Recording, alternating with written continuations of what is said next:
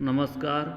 आज की इस ऑनलाइन क्लास में आप सभी प्रिय प्रशिक्षुओं का हार्दिक स्वागत है। आज हम सब प्रकृतिवाद और शिक्षा का अध्ययन करेंगे।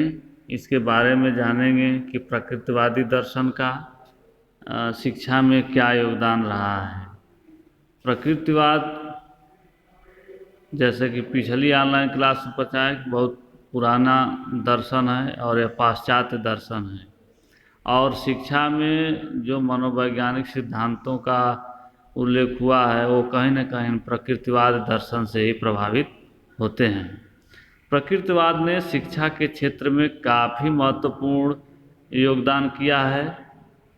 प्रकृतिवाद के मूल सिद्धांतों का शिक्षा में जो सर्वप्रथम प्रयोग किया इसके सिद्धांतों को, तो वो थे आपके बेकन महोदय और कामेनियस। यानी प्रकृतिवाद को शिक्षा में जो लाने का श्रेय है वो बेकन महोदय और कामेनियस, दो शैक्षिक दार्शनिकों का योगदान है।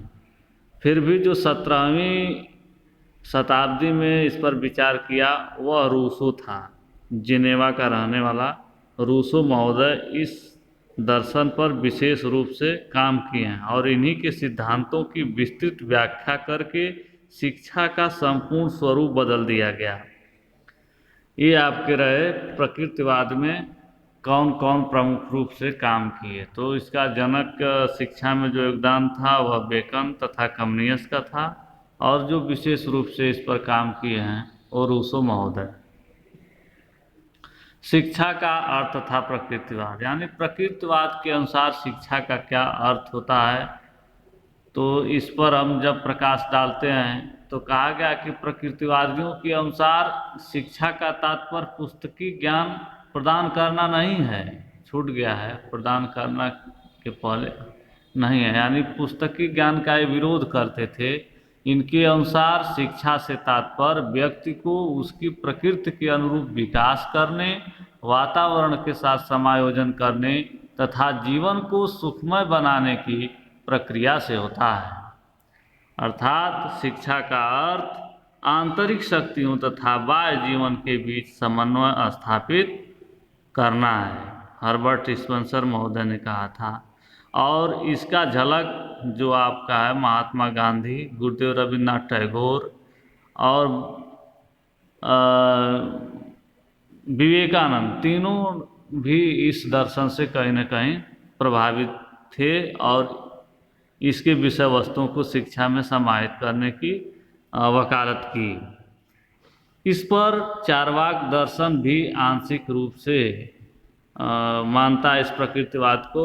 चार्वाक दर्शन की भी जो उद्देश्य था वह कहना था कि सुखपूर्वक जीवन जीना, और प्रकृतिवाद भी कहीं न कहीं ये कहता है कि एकमात्र उद्देश्य जो होना चाहिए आनंद पूर्वक जीवन व्यतीत करना। जब हम शिक्षा के उद्देश्यता प्रकृतिवाद की बात करते हैं, AIIMS of education and naturalism, यानी प्रकृतिवाद के अनुसार शिक्षा का क्या उद्देश्य होना चाहिए, तो हम पाते हैं कि शिक्षा के उद्देश्यों के संबंध में विभिन्न प्रकृतिवादियों ने भिन्न भिन्न विचार प्रस्तुत किए। अतः प्रकृतिवाद के अनुसार शिक्षा के उद्देश्यों की इस चर्चा में कुछ प्रमुख प्रकृतिवादियों के विचारों का अवलोकन करना ही उचित है। भौतिक प्रकृतिवादियों का शिक्षा के क्षेत्र में कोई विशेष योगदान नहीं रहा है। जैसे पिछली कक्षा में बताए थे कि प्रकृतिवाद के रूप कौन कौन से हैं, तो उसमें था भौतिक प्रकृतिवाद, यंत्रवादी प्रकृतिवाद और जैविक प्रकृतिवाद। तो ज़्यादातर भौतिक प्रकृतिवाद इस पर काम नहीं किए हैं, लेकिन यंत्रवादी विचारक जो है प्रकृतिवाद के शिक्षा पर बल दिए हैं, और उनका कहना था कि बालकों में ऐसे व्यवहार का विकास करना चाहिए जिससे वे एक अच्छी व स्वचालित मशीन की तरह कुशलता से कार्य कर सकें। इनके अनुसार शिक्षा का प्रमुख उद्देश्य बालकों में उचित सहज संबंध क्रियाओं का निर्माण करना होता है। हर्बर्ट स्पेंसर महोदय ने कहा था कि शिक्षा ऐसी हो जो आत्म संतोष की भावना पैदा करे। तो उनका कहना था कि शिक्षा का उद्देश्य आत्मसंतोष की भावना पैदा करना होता है। सारे प्रकृतिवादी महोदय के विचारों को देखते हुए इसके निम्नलिखित उद्देश्य निर्धारित किए गए, यानी व्यक्ति के मूल प्रवृत्तियों का मार्गान्तीकरण व उदात्तीकरण करना है। यानी व्यक्ति में जो निहित मूल प्रवृत्तियां हैं उनको मार्गदर्शन करना ताकि उनका सहज विकास हो सके। शिक्षा का उद्देश्य होना चाहिए व्यक्ति के जीवन में संघर्ष के लिए आवश्यक शक्ति, सामर्थ्य तथा योग्यता का विकास करना चाहिए। अर्थात जो संघर्ष कर रहा है अगर उसके अंदर शक्ति, सामर्थ्य तथा योग्यता रहेगी तभी वह उससे लड़ सकता है।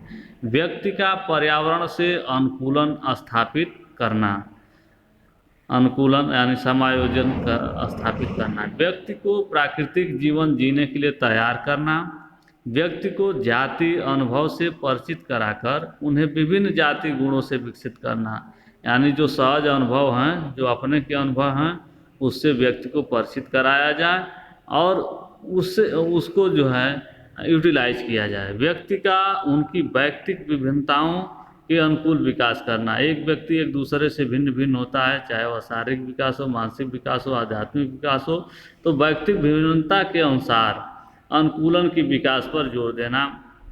सामाजिक व राजनैतिक क्रियाओं के माध्यम से व्यक्तियों को पूर्ण जीवन व्यतीत करने के लिए तैयार करना, यानी आनंद पूर्वक जीवन तैयार करने के लिए वकालत करना। ये रहे आपके शिक्षा के उद्देश्य प्रकृतिवाद के अनुसार।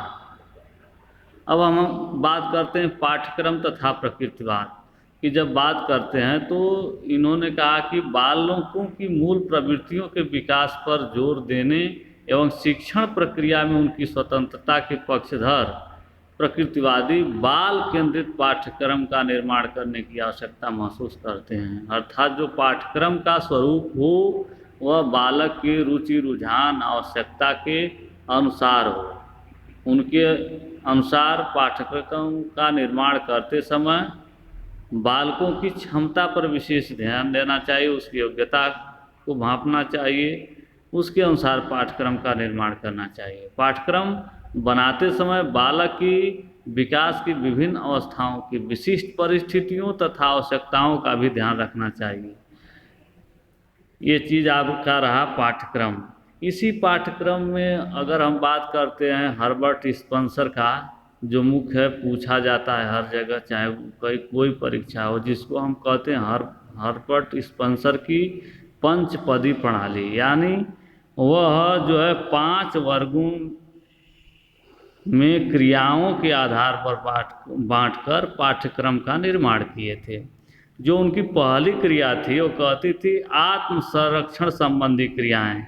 इसके लिए जो पाठ्यक्रम में जो विषय वस्तु होती हैं तो उसमें समावेश आपका होगा शरीर विज्ञान तथा स्वास्थ्य विज्ञान। दूसरा है जीवन की आवश्यकताओं की पूर्ति करने वाली क्रियाएं, जैसे भौतिक विज्ञान, गणित, भूगोल आदि। तीसरा है संतान के पालन पोषण में सहायता देने वाली क्रियाएं, जैसे गृहशास्त्र, शरीर विज्ञान, बाल मनोविज्ञान आदि। व्यक्ति को योग्य नागरिक बनाने वाली क्रियाएं, जैसे इतिहास, अर्थशास्त्र, समाज, राजनीति शास्त्र आदि। और पांचवा है मनोरंजन और व्यक्ति की रुचियों को संतुष्ट करने वाली क्रियाएं। इसके अंतर्गत भाषा, कला, साहित्य आदि को समाहित किया गया। तो ये हर्बर्ट का पंचपदी प्रणाली जो है पाठ्यक्रम की, वो प्रकृतिवाद से ही रिलेटेड थी और यही पाठ्यक्रम का जो है आपका समावेश होना चाहिए शिक्षा में। ये आपका रहा पाठ्यक्रम तथा प्रकृतिवाद। आशा करते हैं आप लोग समझ गए होंगे। अब स्पष्ट है कि शिक्षण विधियां तथा प्रकृतिवाद, यानी टीचिंग मेथड्स एंड नेचुरलिज्म, यानी प्रकृतिवाद में जो शिक्षण विधियां प्रयोग की जाती थी, अर्थात प्रकृतिवाद किन शिक्षण विधियों को प्रयोग करने पर बल देता था, तो इसके संबंध में उनका कहना था कि प्रकृतिवाद ने शिक्षण विधियों के प्रतिपादन के क्षेत्र में विशेष योगदान दिया है और इन्होंने प्राचीन परंपरागत शिक्षण विधियों का घोर विरोध किया जो रटंत प्रक्रिया पर आधारित थी। आधुनिक मनोवैज्ञानिक विधियों के प्रयोग पर इन्होंने जोर दिया और रटने के स्थान पर आओ करके सीखें, लर्निंग बाय डूइंग पर इन्होंने विशेष बल दिया और इन्होंने कहा कि करके सीखना, अनुभव करके सीखना, निरीक्षण द्वारा सीखना, खेल द्वारा सीखना, इस पर इन्होंने विशेष बल दिया कि जो शिक्षण विधि होगी उनमें इन 3-4 विधियों का प्रयोग होना चाहिए। करके सीखना, अनुभव करके सीखना, निरीक्षण द्वारा सीखना और खेल द्वारा सीखना। इस आधार पर जो विधि का निर्माण किए थे प्रकृतिवादियों ने, उनमें निरीक्षण विधि, जिसको हम ऑब्जर्वेशन मेथड बोलेंगे, ह्यूरिस्टिक विधि और डाल्टन विधि, मॉन्टेसरी विधि तथा खेल विधि का समावेश होता है। तो परीक्षा में आपसे पूछ लिया जाता है, ऑप्शन में एक कह दिया जाता है कि प्रकृतिवाद की शिक्षण के अनुसार शिक्षण विधि कौन होनी चाहिए। तो ऑप्शन में ह्यूरिस्टिक विधि और खेल विधि दोनों आता है, तो आप ह्यूरिस्टिक विधि पर टिक करेंगे। ये जो है ह्यूरिस्टिक विधि प्रमुख रूप से प्रकृतिवाद की ही देन है। तो ये प्रमुख प्रश्न है, ये हमेशा आपके एग्जामों में आता है, तो इसको याद रखेंगे। ह्यूरिस्टिक विधि प्रकृतिवाद की प्रमुख शिक्षण विधि थी और इसमें जो है कि खेल विधि भी है, मॉन्टेसरी या डाल्टन निरीक्षण विधि, इनका भी समावेश था। स्पष्ट हो गया होगा कि ह्यूरिस्टिक विधि जो है इनकी, जिसको हम हिंदी में खोज विधि कहेंगे, अन्वेषण विधि कहेंगे, यह इसकी प्रमुख विधि थी प्रकृतिवाद की। अब हम बात करेंगे शिक्षक तथा प्रकृतिवाद, यानी प्रकृतिवाद के अनुसार शिक्षक कैसा होना चाहिए। तो ये प्रकृतिवाद कहता था, जैसे आपका आदर्शवाद में शिक्षक जो है शिक्षा का केंद्र बिंदु होता था, लेकिन प्रकृतिवाद में शिक्षा जो है बाल केंद्रित थी, इसलिए कहा गया शिक्षक का स्थान गौण होता था। अर्थात जो भी काम होता था उसमें छात्रों की सहभागिता ज़्यादा होती थी और छात्र आओ करके सीखे, अर्थात प्रयोग के माध्यम से सीखते थे। प्रकृतिवादी विचारक बालक को प्रकृति के द्वारा स्वतः शिक्षा देने के पक्ष में है। प्राकृतिक विचारक चाहते हैं कि शिक्षक बालक की शिक्षा में किसी प्रकार का हस्तक्षेप न करे। उनके अनुसार शिक्षक को केवल बालक की शिक्षा के लिए और स्वाभाविक विकास के लिए उपयुक्त परिस्थितियों का निर्माण करना चाहिए। प्रकृतिवादी विचारधारा में शिक्षक के स्थान को बताते हुए दार्शनिक रास महोदय ने कहा था कि शिक्षा में यदि शिक्षक का कोई स्थान है तो वह पर्दे के पीछे का है, वह बालक के विकास का निरीक्षण करने वाला है, न कि उसको सूचनाओं, विचारों, आदर्शों और इच्छा के पीछे शक्ति प्रदान करने या उसके चरित्र का निर्माण करने वाला है। अर्थात जो आपका शिक्षक होना चाहिए वह मार्गदर्शक या निर्देशक हो और उसका स्थान पर्दे के पीछे से उसकी सहायता करे, न कि उस पर अनुशासन जमाए, उसको करके सीखने पर बल दे, जहाँ ज़रूरत पड़े उसका मार्गदर्शन कर दे। तो इसमें शिक्षक की गौण भूमिका होती थी, वह मित्र एवं मार्गदर्शक की भूमिका अदा करता था। जब हम बात करते हैं शिक्षार्थी तथा प्रकृतिवाद, स्टूडेंट एंड नेचुरलिज्म, तो प्रकृतिवादी विचारकों ने शिक्षा के प्रक्रिया में बालक को मुख्य स्थान प्रदान किया है। इसी दर्शन की जो देन है वर्तमान में शिक्षा बाल केंद्रित है, वह कहीं न कहीं प्रकृतिवादी दर्शन से ही प्रभावित है।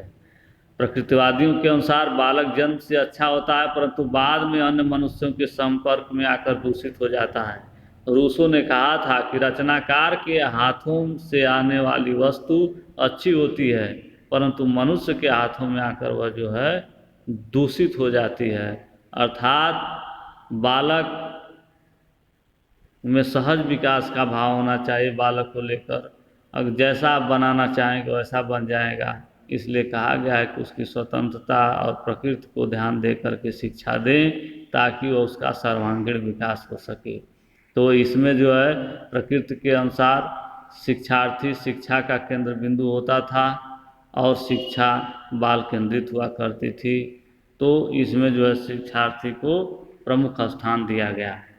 विद्यालय तथा प्रकृतिवाद, इस पर विचार करते हुए प्रकृतिवाद ने कहा कि प्रकृतिवादी दार्शनिक व शिक्षाविद ऐसे विद्यालय चाहते हैं जहां बालक नैसर्गिक रूप से अपना स्वतंत्र विकास करें, यानी स्वतः उनका विकास हो सके, किसी उनको पाठ्यक्रम में और विद्यालय में बाधा न जाए।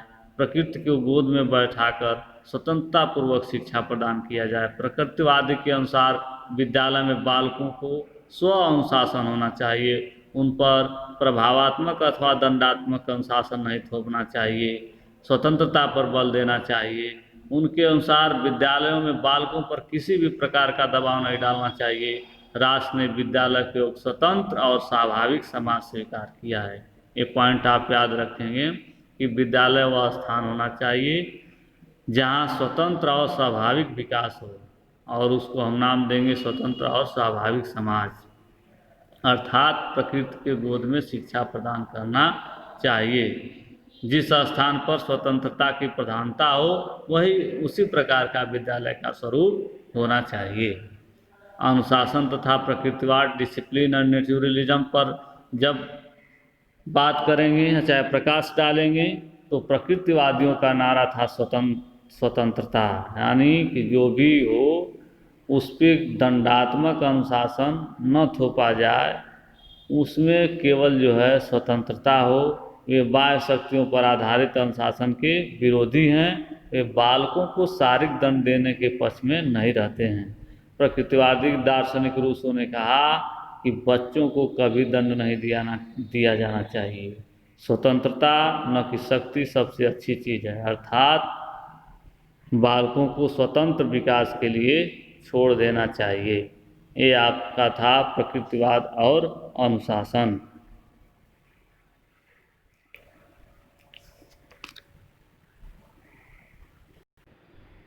स्पष्ट हो गया होगा। तो आज हम जाने कि प्रकृतिवाद के अनुसार शिक्षा का अर्थ अथवा क्या परिभाषा होता है, शिक्षा के उद्देश्य, शिक्षा के पाठ्यक्रम, शिक्षा के शिक्षण विधि, शिक्षा में अनुशासन, शिक्षार्थी, शिक्षक और विद्यालय प्रकृतिवाद के अनुसार कैसे क्या होना चाहिए, किस प्रकार का होना चाहिए। तो इसको हम आशा करते हैं आप लोग समझ गए होंगे। अब हम प्रकृतिवाद का मूल्यांकन करेंगे गुण एवं दोषों के आधार पर। तो इसकी बात यह है कि प्रकृतिवादी दार्शनिक विचारधारा ने शिक्षा के सभी पक्षों पर अपना स्पष्ट प्रभाव डाला है। प्रकृतिवाद के इस प्रभाव के कारण में अनेक क्रांतिकारी परिवर्तन आए। वर्तमान युग की शिक्षा में जो मनोवैज्ञानिक प्रवृत्ति है वो भी प्रकृतिवाद की देन है। प्रकृतिवाद शिक्षा प्रक्रिया को वैज्ञानिक दृष्टिकोण प्रदान किया। आधुनिक समय में बालकों में वैज्ञानिक दृष्टिकोण के विकास पर जो बल दिया वो प्रकृतिवाद की ही देन है। प्रकृतिवाद के अनुसार शिक्षा को बाल केंद्रित बनाया गया। शिक्षा प्रक्रिया में अध्यापक की जो भूमिका होती थी वो पर्दे के पीछे हुआ करती थी। प्रकृतिवाद ने शिक्षण विधियों के क्षेत्र में महत्वपूर्ण योगदान दिया। ह्यूरिस्टिक विधि, डाल्टन विधि, मॉन्टेसरी विधि जैसी अनेक नवीन शिक्षण विधियों का प्रकृतिवादी चिंतन ने ही जन्म दिया है। प्रकृतिवाद ने शिक्षा तथा मनोविज्ञान के क्षेत्र में व्यवहारवाद नामक मनोवैज्ञानिक संप्रदाय को जन्म दिया। बटलर ने कहा है कि व्यवहारवादी मनोविज्ञान जो प्रकृतिवाद का ही शिशु है। जब आप मनोविज्ञान का अध्ययन करेंगे बाल विकास में तो व्यवहारवादी जैसे स्किनर हैं, आपके थॉर्नडाइक हैं, जो इनके सिद्धांतों को आप पढ़ते हैं उन पर कहीं न कहीं प्रकृतिवाद का स्पष्ट प्रभाव देखने को आपको मिलेगा। तो व्यवहारवादी मनोविज्ञान का जो जन्म हुआ था वह प्रकृतिवाद से ही हुआ था। ये आपके हुए गुण। कुछ इसके दोष हैं। दोष को स्पष्ट करते हुए प्रकृतिवादी इन्होंने शिक्षा के उद्देश्यों को अधिक महत्व दिया है, परंतु इनके द्वारा बताए गए उद्देश्य अव्यवहारिक तथा असंतोषजनक हैं। जो शिक्षा में उद्देश्य निर्धारित किए थे वो उतने अच्छे नहीं थे आदर्शवाद की तुलना में। प्रकृतिवाद बालक को केवल वही ज्ञान प्रदान करने को कहता है जो उसके तात्कालिक जीवन के लिए उपयोगी होता है। प्रकृतिवादियों द्वारा बालक के भावी जीवन के लिए उपयोगी ज्ञान की उपेक्षा की गई है, यानी भविष्य की चिंता नहीं की गई है बालक की शिक्षा पर। प्रकृतिवादी विचारधारा ने बालक के आध्यात्मिक विकास पर ध्यान नहीं दिया है। आदर्शवाद ने जहाँ आध्यात्मिकता और भौतिकता को समन्वय किया था, इसमें आध्यात्मिकता को एकदम गौण स्थान दे दिया गया है और बालक को पशुओं के समकक्ष मान लिया गया है। प्रकृतिवाद ने पाठ्यक्रम को बाल केंद्रित करके उसकी व्यवहारिकता, विस्तार क्षेत्रता तथा महत्ता को कुछ कम कर दिया है। प्रकृतिवादियों ने शिक्षा प्रक्रिया में शिक्षक को गौण स्थान देकर उसके महत्व को भी कम कर दिया है। प्रकृतिवादियों द्वारा अपनाया गया प्राकृतिक परिणामों द्वारा अनुशासन। प्रकृतिवाद कहता था कि अनुशासन ऐसा होना चाहिए जो दंडात्मक न हो, प्रकृति स्वयं उसको दंड दे लेगी, अपने अनुसार दंड देगी, तो ये भी सिद्धांत कहीं न कहीं उचित नहीं है। ये थे आपके प्रकृतिवाद का मूल्यांकन। प्रकृतिवाद का मूल्यांकन देखिए इसमें है कि विशेषताओं के अनुक्रम में शिक्षा क्षेत्र में उसके योगदान का सम्यक ढंग से मूल्यांकन करने के लिए उसके गुणों और दोषों पर विचार करना उचित होगा। प्रकृतिवाद के प्रमुख गुण अग्रांकित हो सकते हैं, जो अभी हम कहे प्रकृतिवादी दार्शनिक विचारधारा ने शिक्षा के सभी पक्षों पर अपना स्पष्ट प्रभाव डाला। प्रकृतिवाद के इस प्रभाव के कारण शिक्षा में अनेक क्रांतिकारी परिवर्तन हुए। प्रकृतिवाद ने शिक्षा को मनोवैज्ञानिक आधार प्रदान किया। प्रकृतिवाद ने शिक्षा प्रक्रिया को वैज्ञानिक दृष्टिकोण प्रदान किया। प्रकृतिवाद ने शिक्षा को बाल केंद्रित बनाया। ये सारे आपके गुण हैं और दोष भी इसी के निहित हैं। आप दोष की जब व्याख्या करेंगे तो अभी हम बताए कि जो आप शिक्षा का गौण स्थान, प्राकृतिक परिणामों द्वारा अनुशासन, शिक्षा का बाल केंद्रित होना, आध्यात्मिकता पर विकास न देना, ये सारे इसी कुछ न कुछ कहीं दोष थे। प्रकृतिवाद के अन्य पक्ष, अदर साइड ऑफ नेचुरलिज्म। शिक्षा में जो प्रकृतिवाद के अन्य पक्ष में जब आएंगे तो प्रमुख है रूसो की निषेधात्मक शिक्षा। इसको आप लोग याद रखेंगे। डीएलएड में तो केवल यही पूछ लेगा आपसे कि निषेधात्मक शिक्षा किसकी देन है, बस तो सीधे आप कहेंगे रूसो की। लेकिन निषेधात्मक शिक्षा होती क्या है? जब लिखित रूप में पूछ देगा 1 नंबर या 2 नंबर में, 2 नंबर में तो नहीं 1 नंबर में पूछ सकता है कि रूसो की निषेधात्मक शिक्षा से आप क्या समझते हैं। तो निषेधात्मक शिक्षा यह कहती है कि प्राकृतिक दार्शनिक रूसो बालक को निषेधात्मक शिक्षा भी देना चाहते हैं। निषेधात्मक शिक्षा बालक को अच्छी बातें न बताकर, बुरी या खराब बातों को बताकर उसे उनसे बचाती है। अर्थात सत्य की शिक्षा न देकर असत्य से बचाना ही क्या है आपका निषेधात्मक शिक्षा। बालक को इंद्रिय प्रशिक्षण देकर ज्ञान देना चाहिए। रूसो के अनुसार मैं निषेधात्मक शिक्षा उसे कहता हूँ जो प्रत्यक्ष रूप से उन अंगों को जो उसके साधन हैं पूर्ण बनाने का और इंद्रियों को उचित अभ्यास द्वारा विवेक का मार्ग तैयार करने का प्रयत्न करता है। ये हुई आपकी रूसो की निषेधात्मक शिक्षा, जो सत्य की शिक्षा न देकर असत्य की शिक्षा से बचाती है। इसको आप लोग ध्यान में रखेंगे। मैं आशा करता हूँ आज आप प्रकृतिवाद के विभिन्न पक्षों को ध्यान में रखते हुए प्रकृतिवाद और शिक्षा की अवधारणा को इस ऑनलाइन क्लास के माध्यम से घर में सुरक्षित रहते हुए सीख लिए होंगे। बहुत बहुत धन्यवाद। आगे फिर अपने ऑनलाइन क्लास में एक नवीन विषय वस्तु के साथ मिलते हैं। Thanks everyone.